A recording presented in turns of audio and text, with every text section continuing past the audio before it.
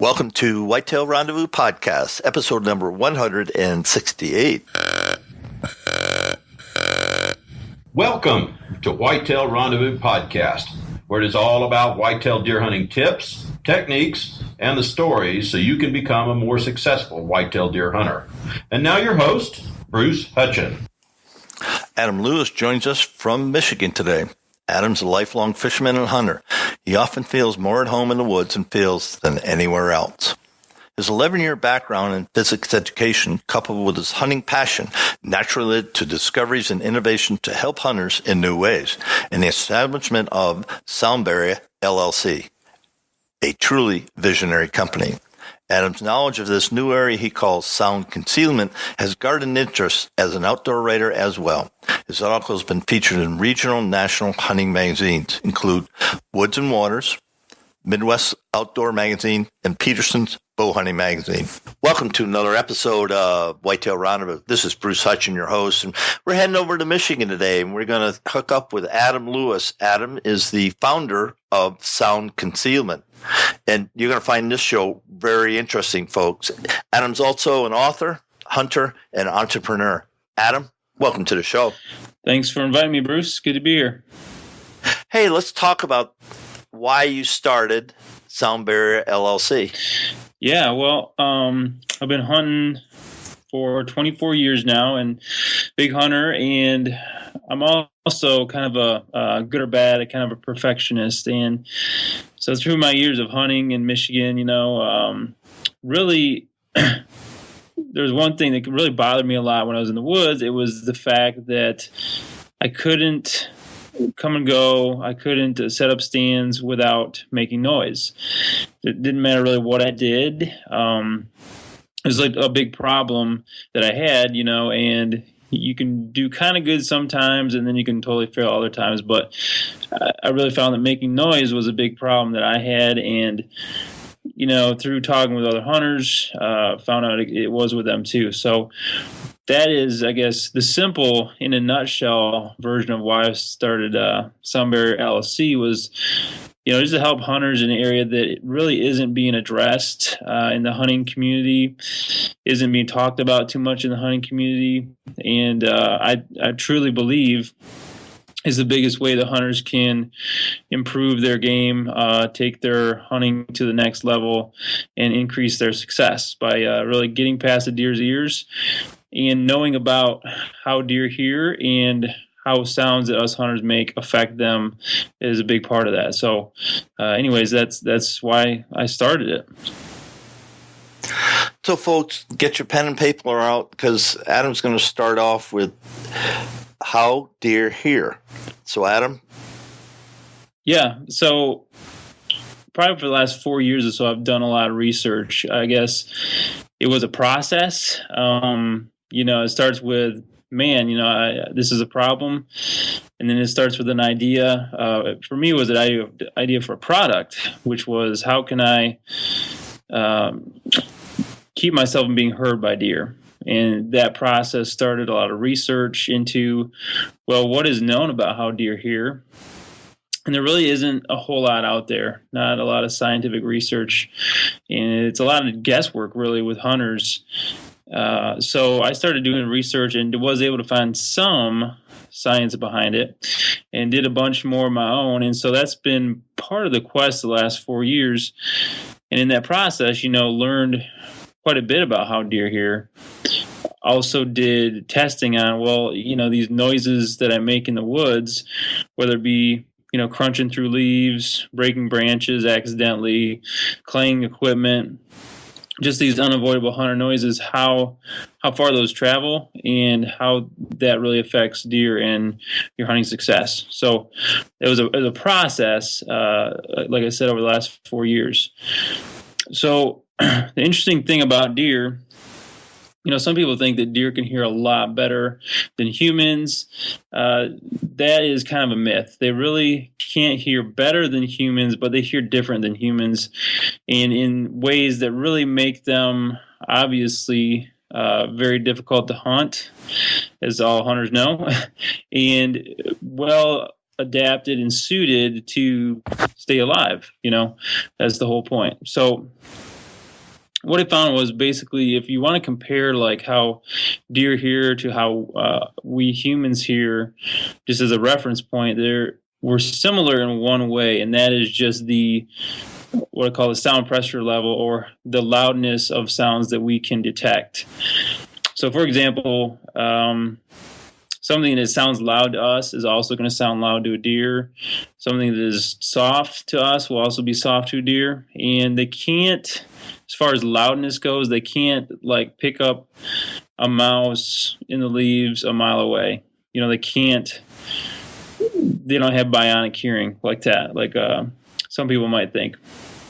So that's the one way they're similar. But there's three ways where they're very, very different, and that puts them at a distinct advantage. And, us hunters at a very distinct disadvantage.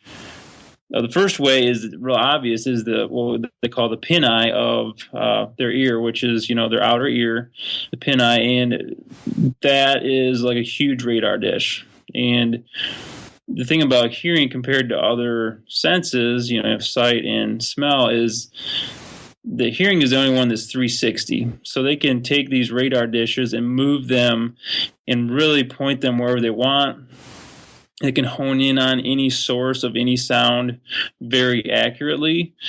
And, the huge cupped part of their ear really funnels that down to their eardrum. So any slight noise, they have a big advantage on, like, for example, humans, that they can really hone in on it and really gather all that sound to analyze. And that's what it's about. So as a huge advantage they do have in one way that's, different than human hearing.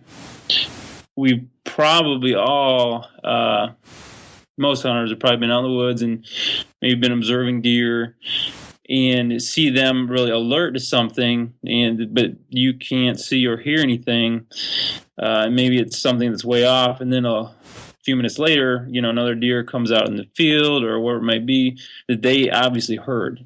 And so there's really something to their pin eye and the ability to really funnel that sound and hone in on any sounds in the woods, and really, funnel those down to their eardrums. A second way that, deer hearing is way better than humans is, or I guess adapted for them to their advantage, is just where they hear best, and that would be what I call frequency.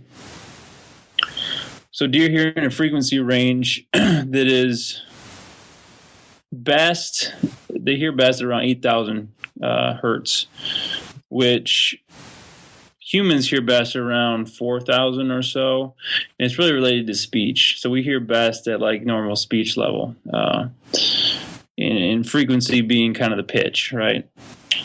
But deer hear better a little higher, around 8,000 hertz. And the interesting thing with that is, with testing that I did of hunter sounds, so things like, normal walking through leaves, breaking branches, claying equipment. We tested several dozen of these normal hunter sounds and in a laboratory. And what we found was that the frequency range where they peaked was around the 8 to 10,000 hertz range, which is where deer hear best. So it makes sense, right? But it just kind of goes to show that, okay, so these noises I'm making in the woods, deer hear them really well. They're designed to hear those sounds the best, and again, keep us from success. And that's kind of the whole point, right? Is them staying alive and us not having luck. So that's the second way. Yeah, I was going to ask, so how do I know what range my sounds are? Yeah, we've got some on our website. If you go to soundbarrierhunting.com, there is a page on science they can go to, and it shows the sounds we tested, and it shows, talks about what that means and how sounds travel and these hunter sounds. It shows the ones we tested, and it also shows how far they travel. For example, on normal, really, nice, calm days, crisp days, things like walking in leaves can travel over 400 yards. Things like if you clang metal, like your stand or climbing sticks and things like that, those things can travel up to half a mile. And it does depend on conditions, but, those things those sounds are traveling a long ways. And so they can take a look at those there.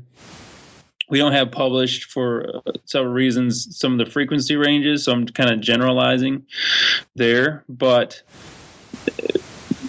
kind of the nut of it is if you're hearing something, the deer can obviously hear it. They'll just are designed to hear that way better. And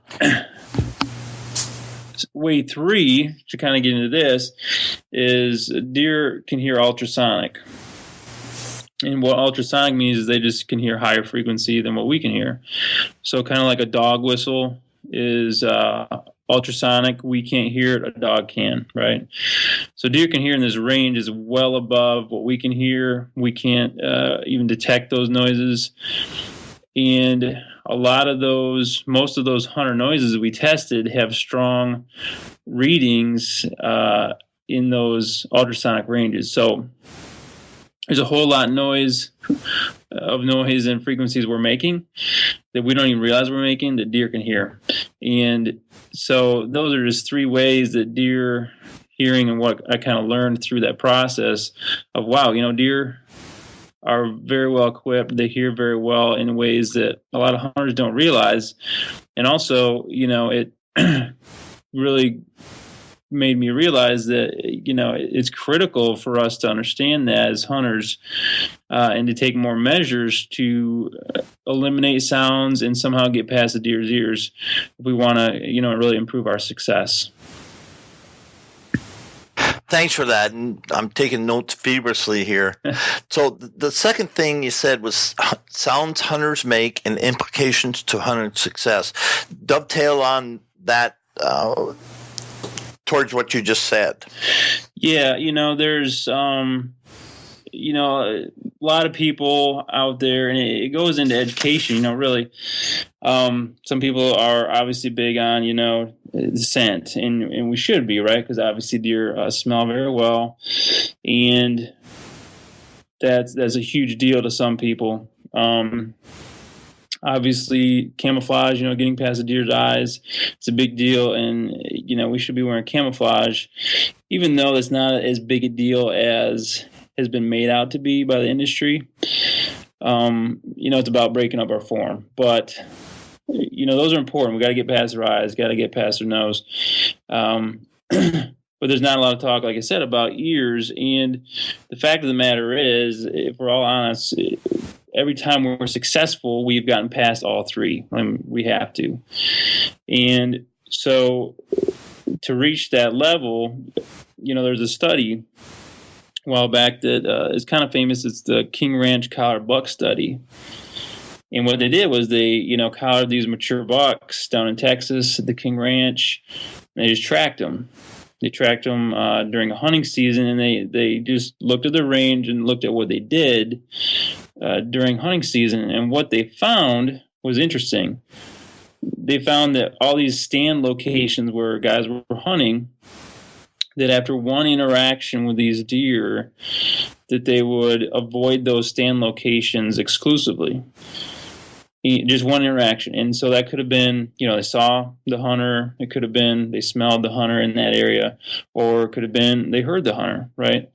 Any one of those things, it just takes one interaction for them to totally change their pattern. So it kind of boils down to, hunting pressure and how much pressure we're putting on deer and causing them to change their patterns because of that. And sound is a big part of that. You might call it your sound footprint, but how much noise you're making in the hunting area is directly related to your chance of seeing deer and your success. So, yeah, it's all about somehow decreasing that, and that's the big implication for hunters. If they're hearing noises that are not natural in their hunting area, they're going to react to that. They don't really tolerate those things, and that's what we need to realize as hunters. And, knowing that, then it's like, okay, once I realize that, then what can I do to change what I'm doing to eliminate these noises or minimize them so then my success can go up? Thanks for that. So what I take away from there, okay, we got to watch our scent, play the wind. 2, we have to break our form. And I like how you said that. We have to break up our form somehow. And 3rd, we got to be quieter than a church mouse. Yeah. How do we do that consistently? And people do that every single year because, like you said, it's a 3-legged stool. You miss one leg, and you're not going to put right. that buck or doe down. Right. Yeah, it's tough. I mean, that's part of hunting. That's probably why we all love whitetail hunting. But there are things you can do, and so I kind of outlined 7 rules of what I call sound concealment. They can really help hunters. We got some videos on our website that they can check out too, soundbarrierhunting.com. And also that's where I've started making products because there's not a lot out there to help hunters in this area. And like I said, I think it's the biggest area that hunters can improve and, reach a different new level of success. But anyways, so products, we're going to be coming out with some products this summer. So I want to encourage and invite people to check out our webpage and also sign up for our team membership there, which is just an email where they can, we'll let them know about the products when they come out.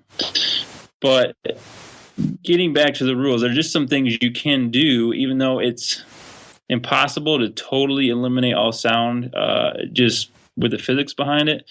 There's a lot of things we can do, measures we can take to really help. And so that's what I call the rules of sound concealment. So a couple of things I guess I can share here in our time.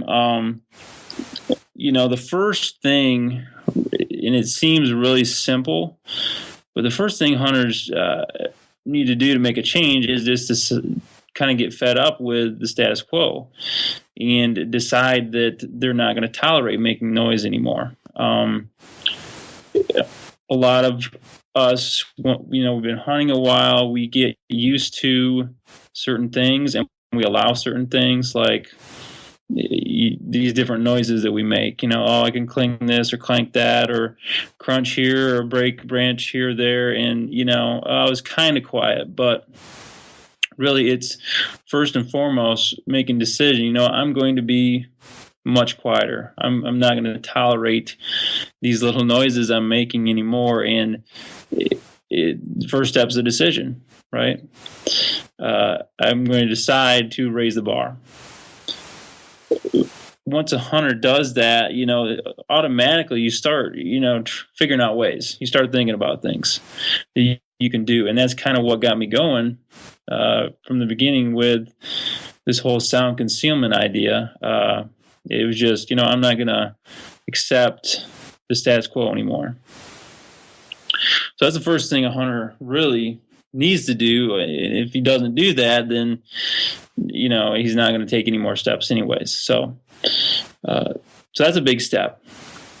Another rule that it really helps me, and I hope can help some other hunters too, is the 3rd rule on my list, sound concealment rule number 3, which is real simple, which is go slow. And really, I think a lot of times I've done this. I think a lot of hunters do it. Maybe you're rushing home and you want to get out after work, or you're just excited, trying to get out to your hunting spot, but we go too quickly. And we really need to slow it down, because when you go too fast, that's when you make mistakes. That's when you step on branches that you shouldn't. You should have, known were there. That's when you just make little mistakes here and there that turn into noises that add pressure to your hunting area, and that's going to decrease success. So just slowing it down, almost, I call it the rule of halves. And it's kind of a principle, if you cut the time it takes you to get to your stand in half, that you're going to decrease noise you make by about half too. just a general rule of thumb, so really slowing it down almost to, think stock mode as you're going in there, looking at where each foot is placed, identifying potential noise sources, ahead of time. So kind of planning out your steps and just taking it easy and real slow as you go through there. You'll avoid, stepping on that branch. You'll plan out a better footstep to take that's not so many leaves or potential hazards. You'll not scrape, against those branches and things. All that goes into really thinking through and making a slow approach to and from your stand. And it just is taking the time, and it does take effort, but, it will really cut down a lot of those, what I call hunt busting noises that a hunter makes. Well, I can't write fast enough. Some of this, innately. I think right. Listeners, everybody knows if you drive within a quarter mile of that food plot. I'm thinking of Wisconsin where we hunt, and we used to drive up a quarter mile from the cornfield or the soybeans. We had the farmer Eddie put in food plots for us. And I just laugh at that because we never have a problem with food plots. We just hunt his farm. Right. And all of a sudden we said, wait a minute. Every time we drive the truck or the ATV and park it within a quarter mile, we see less deer than when the road's muddy and we can't go on the farm road, so we have to park at the barn. Adds a quarter mile. It's only a half a mile, to where we're hunting anyway from the farmhouse. Sometimes it could be closer. But anyway, when we did that, our incidence of seeing more deer increased for that one thing. Sure, yeah. And we walked just as fast, but we saw more deer consistently. And then taking what you say, I just think about when I walk up the concussion stand, there's a couple of different ways I can get in there. One, I can really be quiet, and if the wind's right, that's a good way. If the wind's not perfect for getting into the stand, then that I shouldn't hunt that stand, and I've learned that the hard way, right? Because I got busted. But here's I'd like to say to the listener, stalk your stand. Yep. Yeah, and it is tough because you do have to consider their sight, the line of sight and the scent thing, but as well as the sound. So all three of those, if you can't put all three of those together to get into your stand, again, if they're going to detect you in some way, then that kind of defeats the purpose. So it's really putting it all together to make a successful hunt, Yeah, I agree on that. And you have a thing here, a couple of things hunters can do to gain the big advantage on whitetails. And I think you were going through your 7 rules of concealment. Was that what you were referring to with that Yep. Talk point? Yep. So that was number 3, go slow, which, can really help. Number 1 was actually kind of what I said with making a decision, decide not to accept making noise. And so raising the bar, right? Another one I'll throw out there, and I'm not going to go over all of them. I have to save a few back, but another one, and again, a lot of these are, you'd think common sense, but we forget about them, and we really need to, anything, the little things are the big things, right? To help you take it to a new level, to help really gain a new advantage and, increase your stealth. So I'll jump to rule number 6 of sound concealment, which is silencing all equipment. The thing with sound, and we didn't talk about this, but I've been a physics teacher for 11 years, and so that kind of got me started too. Honestly, if I go back to the beginning, the story is I've been in physics for quite a while, so I understand that, and it kind of, I guess, met my hunting story at that point, where I was like, okay, these work together, and so that's where a lot of the science came into it. That's where a lot of the research and the product development that we've been doing has merged in with the physics of it. And so the physics of sound propagation, which is traveling, and just equipment is anything that vibrates. Sound starts as a vibration. So any vibration you make is going to travel out through the air, in this case, as a wave. And the greater that vibration, the greater the wave. And so a lot of our equipment, unfortunately, is not designed with being silent in mind. It actually is made for a certain function, and that's not it. And a lot of these become what we call soundboards, and are actually perfectly designed to make a bunch of noise. A soundboard is basically an amplifier, something that really amplifies a vibration and makes it really loud. For example, like a guitar. For 3 years, actually, I lived in Nashville, kind of another story of my past, but I was a singer-songwriter. And so I was always out playing, and I picked up the guitar over the years. But anyways, a guitar, you have the vibrating strings, so there's your vibration. But without the body, it would have hardly any volume, right? So the body, the hollow part, is the sounding board. It really amplifies the vibrations of the strings. It makes it loud so you can hear it. And a lot of our hunting equipment is the same way. For example, like trail cameras, they're this semi-hollow plastic body that can really clunk and make a lot of noise, and it really amplifies the noise with those. Another thing are like a lot of tree stands or climbing sticks that are hollow metal. That hollow part really amplifies and carries the sounds. Any little bump or cling or clank we make on them, it really amplifies it. So at some point we have to take a look at our equipment, and that's, kind of rule number 6 is silence your equipment. And you kind of have to eliminate the chance to bump it, clang it, etc.